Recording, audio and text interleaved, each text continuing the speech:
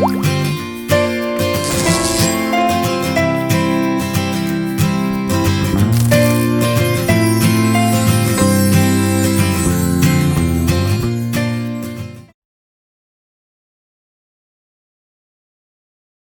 Everyone and welcome.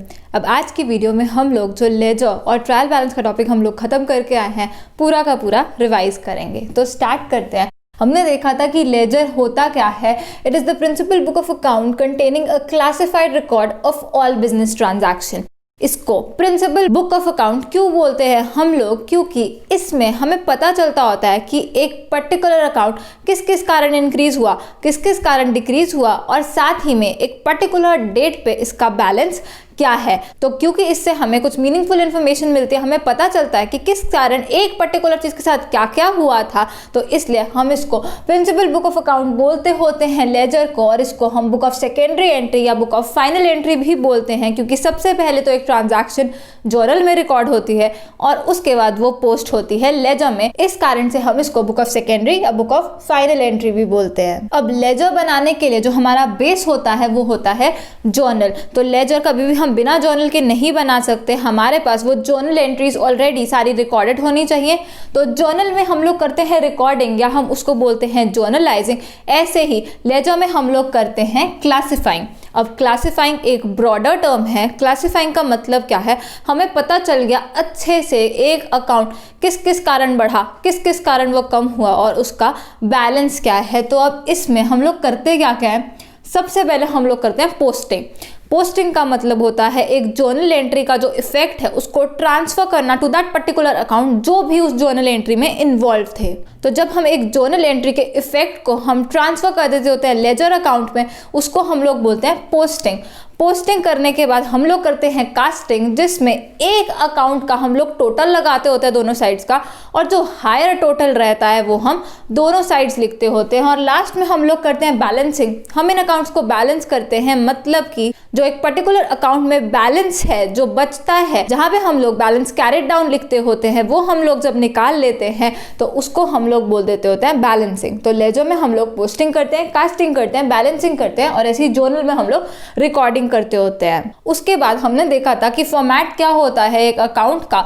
तो सबसे पहले बीच में हम लोग उस अकाउंट का नाम लिखते होते हैं। दो साइड्स होती हैं एक लेजर अकाउंट की, एक तो डेबिट साइड, एक तो क्रेडिट साइड। अब क्योंकि ये दो साइड्स होती हैं और इनको तो डिफरेंशिएट करना ही होता है, इसलिए हम इस अकाउंट को टी अकाउंट भी बोल देते होते हैं, क्योंकि ये टी की शेप में होता है। एक साइड डेबिट साइड जो कि लेफ्ट हैंड साइड ही रहेगी हमेशा, और वहां पे हमेशा टू ही लिखा जाता है, और दूसरी साइड राइट हैंड साइड उसको हम बोलते हैं क्रेडिट साइड, और वहां पे हमेशा बाय लिखा जाता है। साथ ही में हमने देखा था जब हम बैलेंसिंग करते होते हैं तो वहां पे जब बैलेंस निकाल रहे होते हैं उसको हमने बैलेंस कैरी डाउन लिखना होता है। अब बैलेंस कैरी डाउन इस साइड भी आ सकता है और क्रेडिट साइड भी आ सकता है, किसी भी साइड बैलेंस कैरी डाउन आ सकता है, किसी भी साइड बैलेंस ब्रॉट डाउन आ सकता है। उसी जो बैलेंस आपने कैरी डाउन किया उसको नेक्स्ट पीरियड के लिए हम लोग उसको ब्रॉट डाउन करते होते हैं। यहाँ पे जब भी हमने अकाउंट बनाना है तो हमने बहुत ज्यादा ध्यान रखना है कि ये डेबिट और क्रेडिट लिखना हमने बिल्कुल भी नहीं भूलना। उसके बाद हमने सीखा था कि पोस्टिंग हम लोग कैसे करते हैं। हम लोग ये वर्ड्स यूज करते हैं, इन डेबिट टू क्रेडिट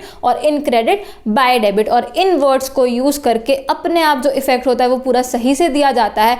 हमने बस क्या ध्यान रखना है कि जहां पे हमने बैलेंस कैरी डाउन निकालना है वहां कैरिड डाउन ही लिखना है, और ध्यान रखना है टू लिखना है कि बाय लिखना है।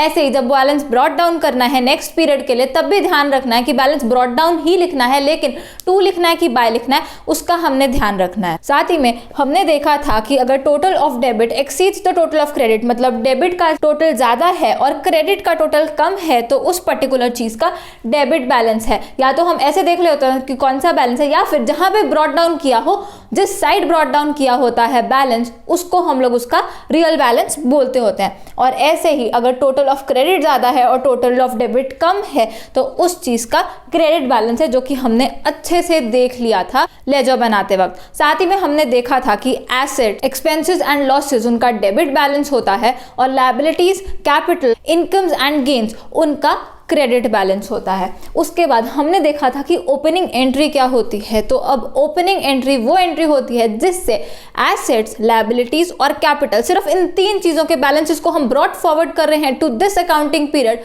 पिछले साल की क्लोजिंग, इस साल के ओपनिंग, उसको हम लोग बोलते होते हैं ओपनिंग एंट्री। अब इसमें सिर्फ एसेट्स, लायबिलिटीज और कैपिटल ही होती है, क्योंकि हमने अच्छे से देख लिया था कि income, expenses, gains and losses वो ऑलरेडी एडजस्टेड होते हैं। प्रॉफिट एंड लॉस अकाउंट में नेट इफेक्ट जो होता है वो कैपिटल में ऑलरेडी जुड़ा होता है, इसलिए यहाँ पे सिर्फ एसेट्स, लायबिलिटीज और कैपिटल के ही ओपनिंग बैलेंसेस दिए हो सकते हैं। तो जर्नल एंट्री क्या रहती है इसके लिए? All assets debit to all liabilities और टू कैपिटल। सारे एसेट्स, क्योंकि उनका डेबिट बैलेंस होता है, उनको हम लोग डेबिट करेंगे, तो 1 बाय 1 उस पर्टिकुलर एसेट का नाम लिखेंगे, साथ ही में उसकी रिस्पेक्टिव अमाउंट लिखेंगे और उनको डेबिट करेंगे। ऐसे ही सारी लायबिलिटीज को क्रेडिट करना है विद देयर रिस्पेक्टिव अमाउंट्स, और कैपिटल को भी हमने क्रेडिट करना है, क्योंकि लायबिलिटीज और कैपिटल का क्रेडिट बैलेंस होता है। साथ ही में हमने एक चीज ध्यान रखनी है कि जब हम ये ओपनिंग बैलेंसेस डाल रहे हैं, ओपनिंग एंट्री डाल रहे हैं, हमने ध्यान रखना है total of debit is equal to total of credit. हम ये चेक करेंगे, क्योंकि वहां पर मिसिंग फिगर हो सकती है और हो सकता है उन्होंने हमें सारे बैलेंसेस ना दिए हो, जैसा कि हमने क्वेश्चन में ऑलरेडी देख लिया था। तो अगर डेबिट का टोटल ज्यादा है और क्रेडिट का टोटल कम है, इसका मतलब क्या है? कैपिटल जो है वो आपकी बैलेंसिंग फिगर आएगी, क्योंकि कैपिटल के बिना कोई भी बिजनेस शुरू नहीं हो सकता। साथ ही में अगर इसका ऑपोजिट हो जाए कि क्रेडिट का टोटल ज्यादा है, डेबिट का टोटल कम है, तो कैश अकाउंट या फिर बैंक अकाउंट वो बैलेंसिंग फिगर आ जाएगी। तो ये बहुत ज्यादा इंपॉर्टेंट चीज है कि हमेशा चेक करना है ओपनिंग बैलेंसेस में कि the total of debit is equal to the total of credit. उसके बाद हमें पता है कि अगर हमने ओपनिंग बैलेंसेस इनकॉर्पोरेट करने हैं लेजर अकाउंट्स में, तो उसमें इन डेबिट टू क्रेडिट हमने नहीं करना होता। उसमें हम लोग क्या करते हैं, एसेट्स का होता है डेबिट बैलेंस, तो हम लोग करते हैं सीधा टू साइड पे चले जाते हैं यहाँ, और हमने लिखना होता है टू बैलेंस ब्रॉट डाउन। ये ओपनिंग बैलेंस है, इसको हम ब्रॉट डाउन ही करते होते हैं, तो to balance brought down assets के लिए होता है। और ऐसे ही लायबिलिटीज को हमने कैसे इनकॉर्पोरेट करना है ओपनिंग बैलेंस, उसको हमने करना होता है बाय बैलेंस ब्रॉट डाउन। तो लायबिलिटीज और कैपिटल के लिए हमने बाय बैलेंस ब्रॉट डाउन लिखना है और एसेट्स के लिए हमने टू बैलेंस ब्रॉट डाउन लिखना है। बिल्कुल ध्यान रखना है कि ये डेबिट साइड टू साइड है, ये क्रेडिट साइड बाय साइड है।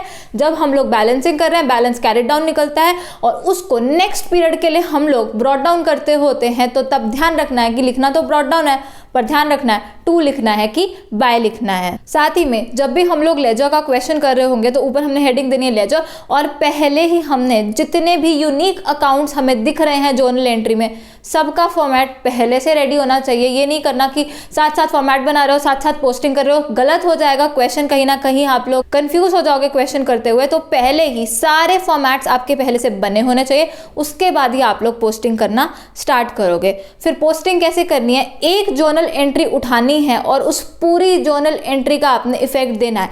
हमने देखा था कि पोस्टिंग के लिए वर्ड्स तो यही यूज होने हैं, चाहे हमारे पास सिंपल जर्नल एंट्री हो, चाहे हमारे पास कंपाउंड जर्नल एंट्री हो, वर्ड्स यही रहने हैं, in debit to credit, in credit by debit. बस ध्यान क्या रखना है, जब कंपाउंड जर्नल एंट्री है तो आपने देखना है कि कितनी बार आपको वो इफेक्ट देना है, क्योंकि अगर डेबिट ज्यादा अकाउंट्स हो रहे हैं और क्रेडिट एक ही अकाउंट हो रहा है, तो इन डेबिट टू क्रेडिट ज्यादा बार करना है, और अगर क्रेडिट ज्यादा अकाउंट हो रहे हैं और डेबिट कम अकाउंट हो रहे हैं, तो आपने इन क्रेडिट बाय डेबिट वाला जो इफेक्ट है वो ज्यादा बार देना होता है।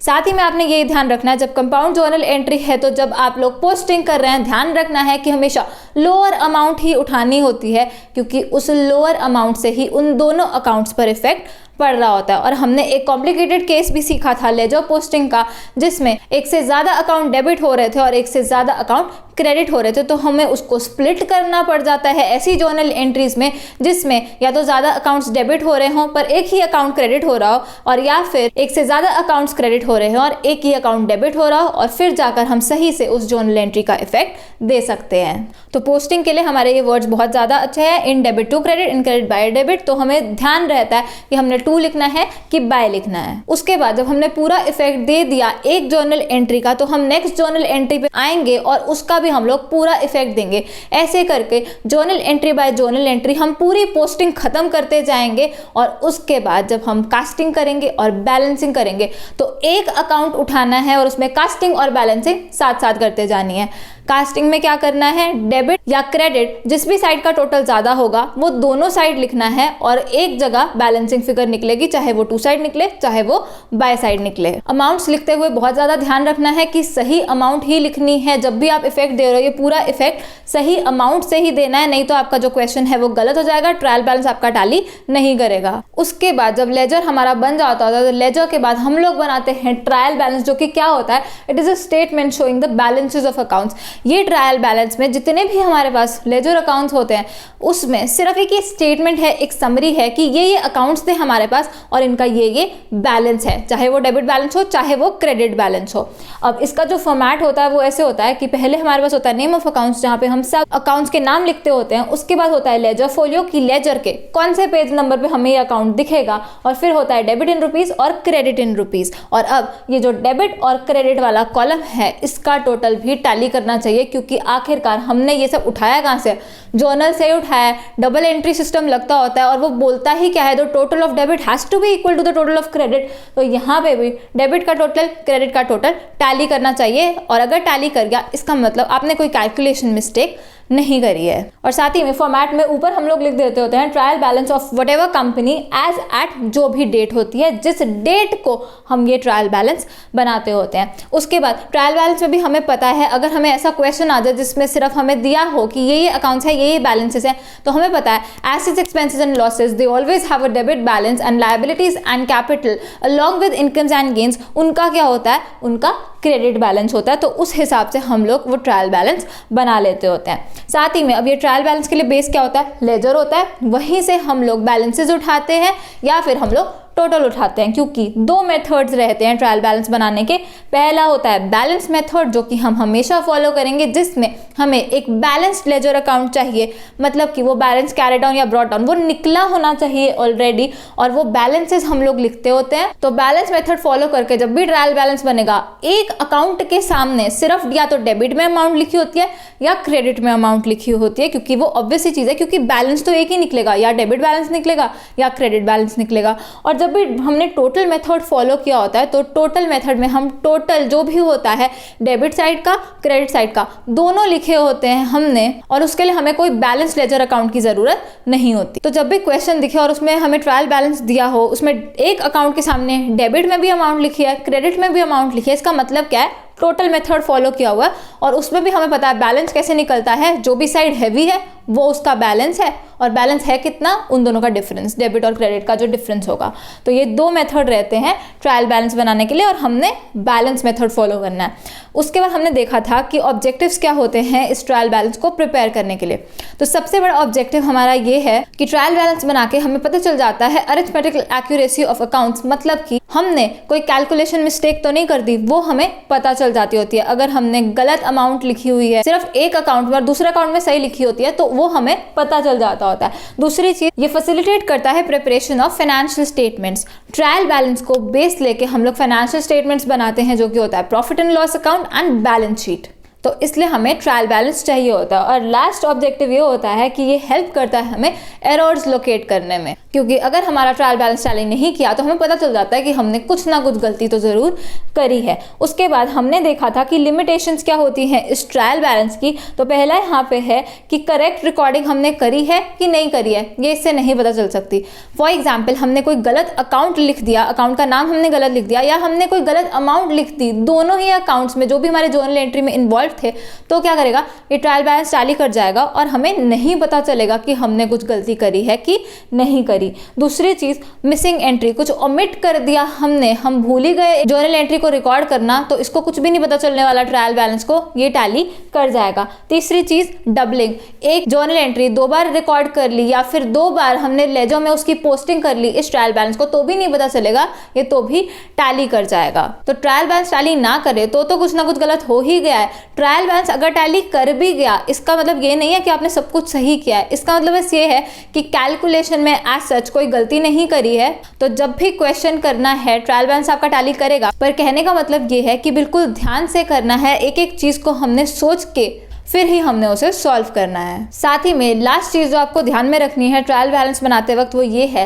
लेजर अकाउंट से जब आप बैलेंसेस उठा के इस ट्रायल बैलेंस में लिख रहे होगे, बहुत ज़्यादा ध्यान रखना है कि किसका लिख रहे हो आप लोग, मतलब asset, liability, income, expense, capital, वो चीज़ है क्या, तो ध्यान रखना है उसका बैलेंस कौन सा निकला है। गलती से भी आप डेबिट वाले बैलेंस को क्रेडिट साइड नहीं लिखोगे और क्रेडिट वाले बैलेंस को डेबिट साइड नहीं लिखोगे, तो इस चीज़ का भी बहुत ज़्यादा ध्यान रखना है। तो इसी के साथ ये वाला जो समरी लेक्चर है वो हमारा यहाँ पर खत्म होता है। आई होप सभी को अच्छे से सब कुछ समझ में आ रहा हो। अब हम लोग मिलेंगे नेक्स्ट लेक्चर में और हम लोग एक नया टॉपिक स्टार्ट करेंगे। तो thanks for watching, I see you in the next video. Keep smiling and keep learning. Bye bye.